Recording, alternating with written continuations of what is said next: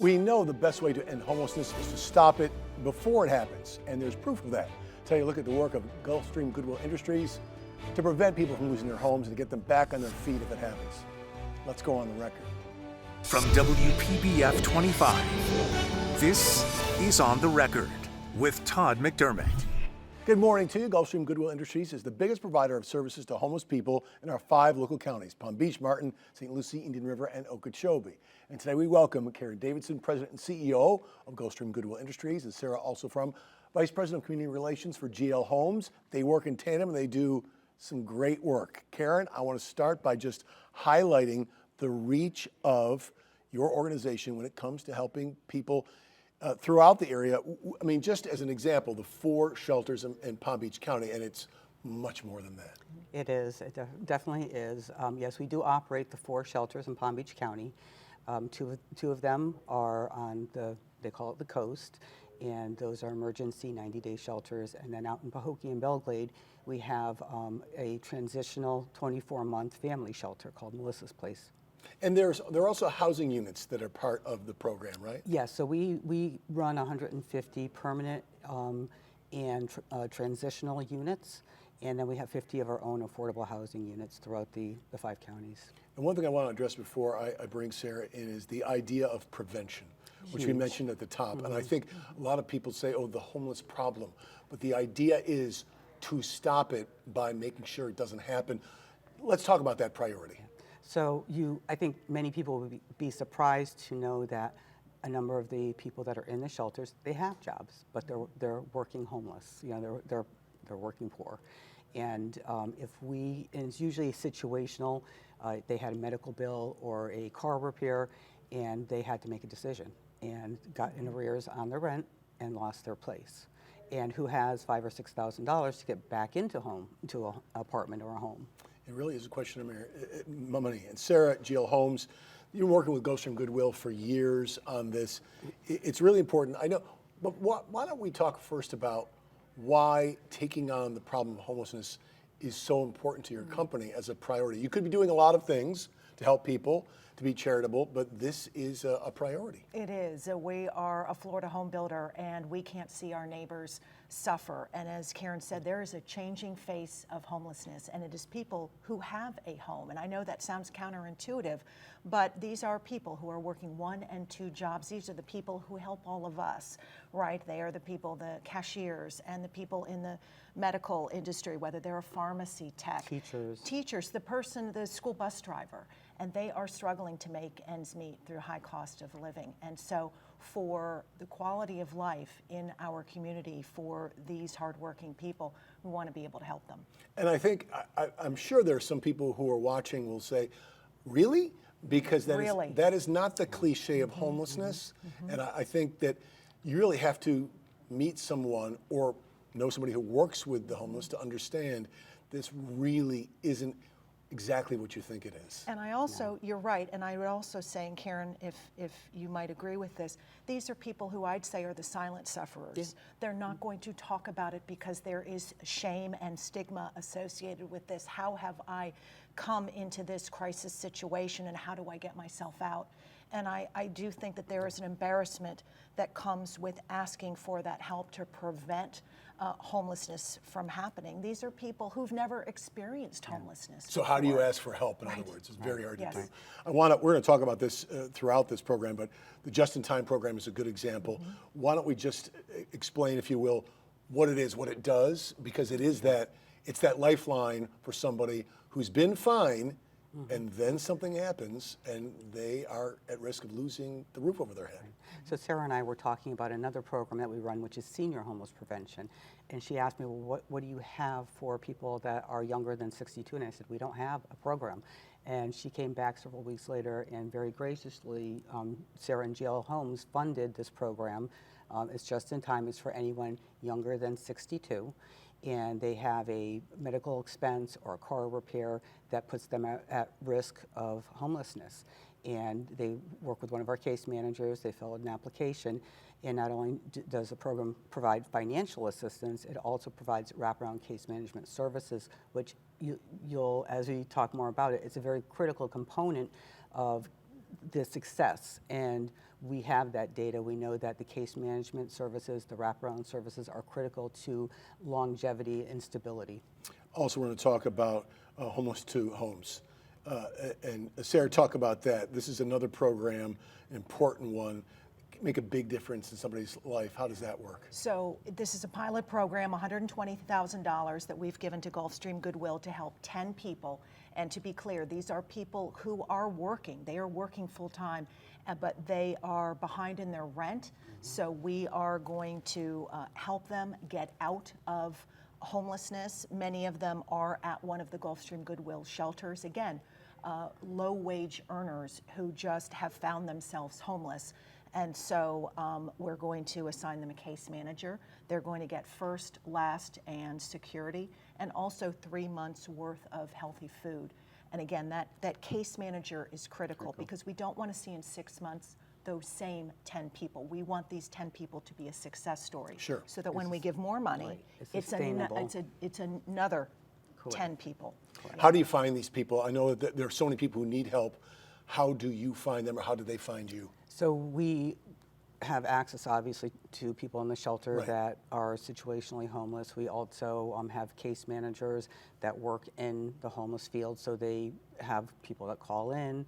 We have a lot of different contacts that will call and say, hey, there's this person that, for instance, DJ, that is homeless. He's a young gentleman, he has a job, and we reach out and we work with them to get them housed, get their GED, whatever it is that they really need for long-term sustainability.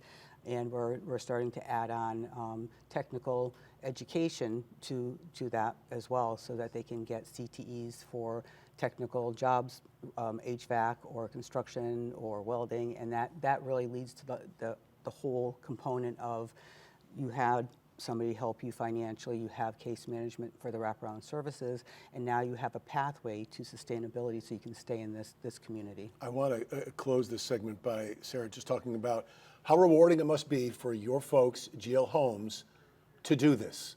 Because you can talk about doing it, Right. but it must be something that you all take to heart. We do, and our whole company takes great pride in helping our neighbors and helping great charities like Gulfstream Goodwill Industries. We do.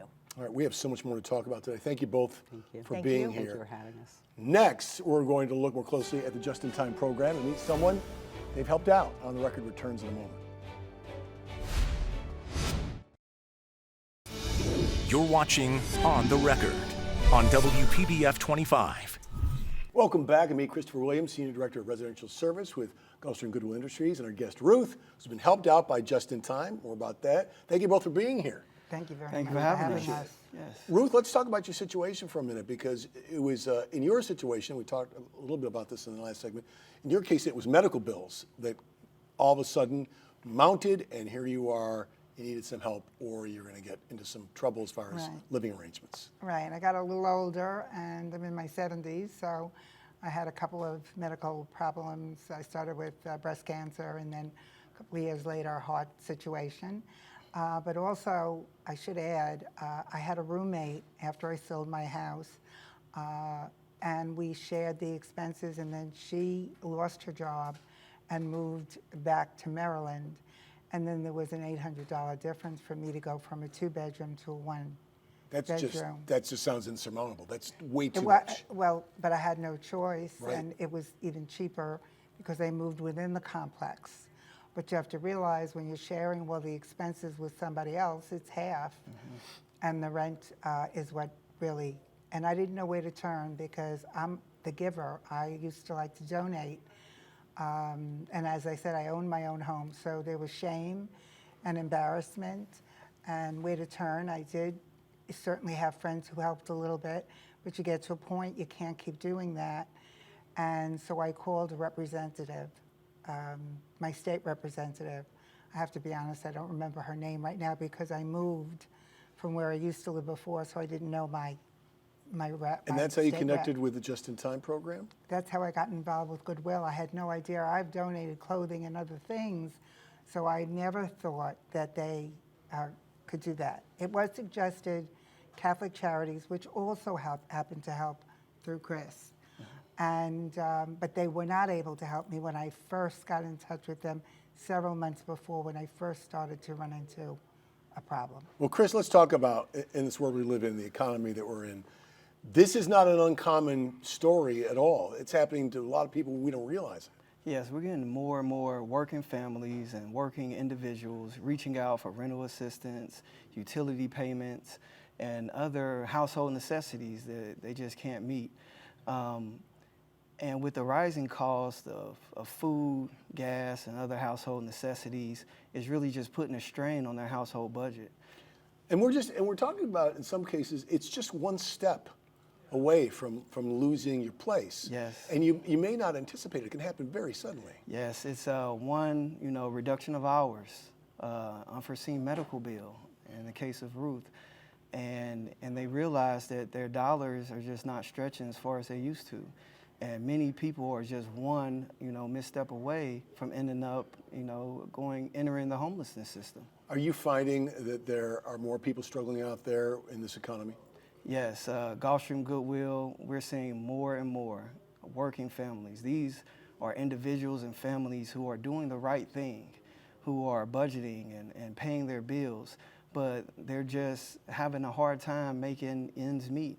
And they're reaching out for assistance, and I'm just grateful to work for Gulfstream Goodwill and be able to provide this service, and thank God for GL Homes for giving us the opportunity to operate this program. Ruth, you talked about, obviously you were proud, you've been a homeowner, the idea of asking for help when you've given help, that's a big hurdle to overcome. It is. What was it like, though, once you got the help? What did this mean to your life? I almost don't have the words for it. I think about it all the time. And anytime I speak to Chris, I keep thanking him and thanking him. I just can't believe this happened to me. Also, there is some guilt involved too, because I was better off. I still work, 1099, who's going to hire somebody at 74 easily, but I do work remotely, and that certainly makes up some of the difference. But I do feel guilty because I know there are a lot of people out there today that may even be worse off, and I kept saying that to Chris. I'm taking away from somebody who could maybe use it more. And, they all tried to say to me, but you need it. And you did, and it helped. Yeah, it's beyond help. It keeps me in my apartment, which I like very much. And I think we should point out to people, Just in Time is still in its beginning stages, and you could use more help, and somebody out there could help. Yes, we can utilize as much resources as we can, because it's never going to be enough to truly, help everyone. And you just want to help everyone. And just hearing the stress in Ruth's voice, it really touched me. And, I was happy that I can assist her in her time of need. Ruth, before I let you go, Yes. if somebody out there is struggling right now, based on what happened with you and Gulfstream Goodwill, what would you tell them today? Well, I would tell them, to reach out to Goodwill, and especially if you don't know where to go, because that's what happened to me. I didn't know where to turn. Call your representatives. They may give you a suggestion, and that's what they did. They just said, did you try Goodwill? And I said no, and they gave me the phone number. So I would tell them to try to reach out to as many organizations that they can possibly do, and hopefully the same thing that happened for me can happen for them. We're so glad you're in a better place. And Thank you. So thankful for what you do, Chris. Thank you yes. so much. I'm just here to serve. All right, well, we have much more to get to. Thank you both again. On the Record Thank you. returns in just a moment. Thank you. Welcome back. And also Gulfstream Goodwill's Homeless to Home program. Joining me, Nick Gooden, a peer support specialist. Ron Burke, who can tell us a lot about the Homeless to Home program, which helps lower-income workers make it financially unique. Let's talk about those low-income workers. And we've touched on this a little bit, but the idea is that there is a whole bunch of people out there who are working, who are falling into a situation where they really need the help. And what is it like when you work with them? So working with them is almost kind of like you are experiencing what they have gone through in a way, just like very indirectly. Like they come to you and they're at their hardest times, they're going through crisis, They're good working people, hardworking people that are essential workers that are kind of like in a tough situation right now. So when they come into Goodwill, we try our best to help them, even if we're not able to help them. We, resources. We try our best to like connect them with someone. GL Homes put together a six-figure donation to begin this. What exactly can you do with that money for somebody who's in a tough spot? So with that money, with Homeless to Homes, right? Right. We provide assistance with moving costs. So we're able to pay for a certain amount in first month's, last month's security deposit. We're also able to provide them help with food assistance for 3 months and with furniture. So if they go into an apartment, they need furniture, they need somewhere to sleep, they need somewhere comfortable to be at, to feel at home, feel secure. So we provide them with those types of assistance. There's so much. And Ron, you were a man in a very tough spot at one point. And I think people should know that you've been helped by Gulfstream Goodwill, and you help them now. Right. But you were a guy in a tough spot, beginning with really severe health emergency. You were actually in a car accident and in a coma. Can you tell people about what you went through? Without going into details, I met a drunk driver at 25, spent 3.5, 4 months in a coma. I have metal in my body because I had to relearn to walk, talk, occupational therapy, just had to relearn everything and just get back on track. Where Life. did this all put you? When you went through this, where did this put you financially? Ooh, I was 25, so imagine having to get on track from first getting to the track. So that was the big thing. I had to get back into working and getting myself paced to work again. That was a big thing. But even getting someone to accept you, Sure. big thing. How did Goodwill help you? Goodwill, well, they reached out. The current situation, there was when I was living up north in Virginia. I was in Florida, and Goodwill came along just at the right time and offered to help me find a place. And they came along coincidentally after my 2 strokes, so injuries on top of injuries. I just needed someone to really help me out, and Goodwill stepped up. Now you work at one of the shelters. Yes. What do you see and how do you relate to those folks you see? Ooh, I definitely can relate to them because I was once there and being homeless. I did homeless for 6 months, slept in my car, showered at the gym, so I know the road they're on. And the one thing, I'm the first face they see when they come into the shelter, and I always try to be positive and let them know that no matter how bad it is now, the main thing is just we'll help you out, but just keep up and keep going. You're a really good example of that, everything you've been through. Now, Unique, if somebody is seeing this and says, I would like to get involved in this, what should they do? Honestly, we take any type of help. If you want to donate to the donation centers, we take that. That helps like those with low income, that they're able to house their house, like furniture their house, sorry. Sure. They're able to buy clothes. They're able to provide for their kids, right? We take food assistance, any assistance honestly would do. So if you can help, I encourage everyone to try and help. Go to your local community, come to Goodwill, offer whatever assistance that you have, and we'll try and make it work. And Ron, I have about 30 seconds. Somebody out there is saying to themselves, I don't have any hope. Nobody's going to help me. What would you tell them? The same thing I tell a lot of our guests, if you woke up, that means you can step forward. Never stop stepping forward no matter what it is, no matter how bad it seems. The worst thing you can do is not try. No matter what, comas, homelessness, no matter how bad the situation, just wake up and keep going. Listen, thank you so much for sharing your story. Unique, thank you so much for what you do and for sharing your story as well. Thank you. On the Record, we'll be right back.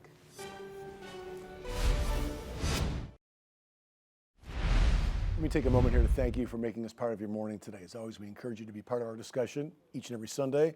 We're right here at 10 a.m. Until the next time, watch this morning's On the Record and every episode on our website.